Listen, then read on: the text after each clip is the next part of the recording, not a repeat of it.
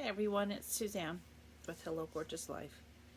And there's been a lot of shifts and changes, as many of you are also going through. This is me, this is Raw, this is Monday morning. Um, it's incredibly real when you get a call that a longtime friend has attempted to take their life.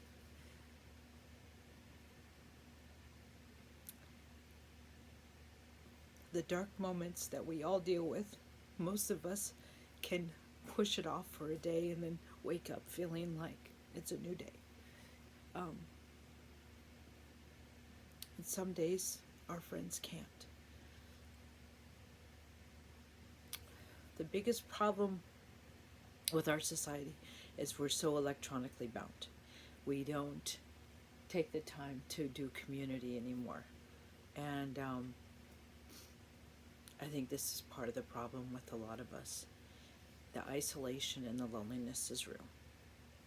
The feeling that we don't have a support system, because when she was sharing with me what she had done, and as a good friend and healer, I was able to hold it together while she shared with me this vulnerable part of her life. And as soon as I hung up, the sobbing, the heartfelt of knowing how deep the wounds go. And when you have spent your entire life with somebody who doesn't or no longer appreciates who you are as a person, it is hard for that person to hear that it's time to move on. Because we put so much weight and commitment into our marriages or different things. That's her right now, actually. She sent me, I suggested a book. It's very real. I know I've been battling it. I know many of you have. I've got a lot of really cool things happening. I have a good friend who says, good things happen, they just do. And I remind myself all the time. And finding that place of appreciation is so huge. I remind, for years, my clients that I had, I would say, even if it's just that the toilet flushed, awesome. Sometimes it's having toilet paper on the toilet paper roll. um, One of the things I'm so grateful for is after I hung up, that one that she chose me to as one of her sponsor calls, and I will be on her call list. But also, my hairs are falling out, sorry. I didn't know who to call myself. I didn't want to dump on people that I don't even talk to very often, just because everybody's busy. Everybody has a life, and I feel like last thing we do is chat or visit with each other. I ended up talking to my daughter, and she's a young adult, incredibly old soul that has a lot of her mama. So it was like my own sounding board. It's kind of weird, but it was great. And one of her job and her specialty right now is also learning to see the signs of suicide and different things. So I was able to have a sounding board and kind of bounce off of somebody and talk to her, which made me feel solid in my approach, how I talk to her, everything. So you guys, reach out to each other. We've got to stop feeling like it's us or nobody. I know I get tired of people looking at me like I'm a weirdo, that I'm different, that I'm crazy. There's the fun crazy, like, oh, she loves unicorns and fairies, look at her, oh my gosh, sparkles and glitter. Okay, yeah, there is a lot of that in me. I won't deny it. But the other part of me is that I'm extremely sensitive. I walk into a store and I feel the moods and stuff. I can see people that are having illnesses in their body. I don't see the illness. I can see that there's a hot spot on their body. Um, and it's crazy because so many people are so close-minded. And I'm like, why do you have me see this if they're not going to be open? So this is me. It's Monday morning. This is what happens when life comes about. And I wanted to be real with you guys and be in real time. It's time for us to start.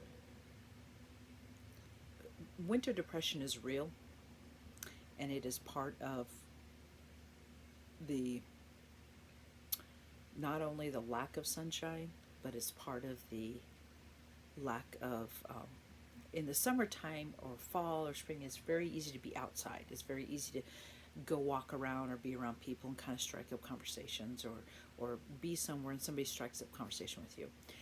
But in the wintertime, a lot of times we stay indoors a little too much. We stay kind of away from people, and this is where I'm not a churchy person, but this is where the community of churches can help a lot of people, is being involved in a community, be involved in the groups, kind of sign up for groups, sign up for activities, do crafts with others. I do my things by myself here. I do a lot of stuff by myself, and that's why I'm doing a career change. I'm actually taking on a massive, I'm going from literally 180. I'm 20 plus year hairdresser, which was very easy for me to use my healing gifts. I've taken the last couple of years off to reevaluate my life. I'm actually going to become an electrician journeyman. I love to be outside no matter the weather. I know it's not fun a lot of times, but I need to have not only a skill set that I can take care of myself, but I need to be able to have the financial wherewithal. I have an amazing husband who provides, but it's a lot of weight on him to always be the provider. I like to pay my own bills. I like to pay my own stuff. You know, if I want a new pair of sneakers, I like to buy it. I don't want to have to say, hey, dude, I need, $50, $60 to buy a pair of sneakers. That's ridiculous to me. I like the fact that I can pay my own bills. And I have a retirement stipend, but it's not enough. And I have a lot of life left. I have a lot of years ahead, and I want to be able to have the opportunity to really provide for myself a vacation, like a real vacation, like Disneyland kind of vacation. I never get to do that stuff, or Hawaii vacation, unlike Fiji vacation. Come on, guys. Like, I want to be able to say, I set aside thousands of dollars for this. We're ready to have wherever I do my electrical program, it'll be a 5-year kind of situation. So more than likely, we're going to stay here. Here, you don't know, but we're with family, and we're on their property. We're still in our RV, but we're on their property. And so we have electricity, but we have to haul water in, and we have to have waste removal. But we are able to use their home. Hence why we've now rejoined Planet Fitness, so that we can not only work out, start taking care of our health, because that's important, we're getting older, is showers and things like that. So we can have that feeling of a little personal privacy, Anyways, also by being in the gym, that creates a community. I often am one to strike up a conversation. I'm an introvert by person. I'm a solitude quasi, but because I realize that isolation isn't good for me, I have gotten used to, when I'm out and about, even at Aldi's, I'll chat with somebody when I'm walking by and say comments or pick up conversations, and just that little bit helps me. So I know I'm not alone in that, you guys. But having this friend we lost a friend about 5 years ago to suicide. He again, last person you would imagine to take their lives, was not a mentally unstable person, was not a bipolar or anything like that, and yet this friend is also like that. They're not a mentally unstable person. They have been battling years of depression, because people get so prideful and they get so secretive, and so then they're stuffing all this pain in their body, and we know that a lot of that stuffing can create other issues like cancer or sickness. Well, for this person, it's become suicidal thoughts. So, and she almost attempted, she had a gun. It's also why I don't keep guns around. It's too easy to just turn to that. And I don't take medication. I don't keep any of that stuff around. So, if you consider acetaminophen medication, okay, I take that occasionally. You guys, we got to start being a community. We really do. We really need to start helping each other and being there for each other. This is ridiculous that we're all feeling so lost in the isolation and the loneliness. So reach out, comment below, you guys. Let's help each other. Let's be there for each other. If it's even just in comments, maybe it's, if there's a subject you want me to talk about, I'll talk about it. But I love you.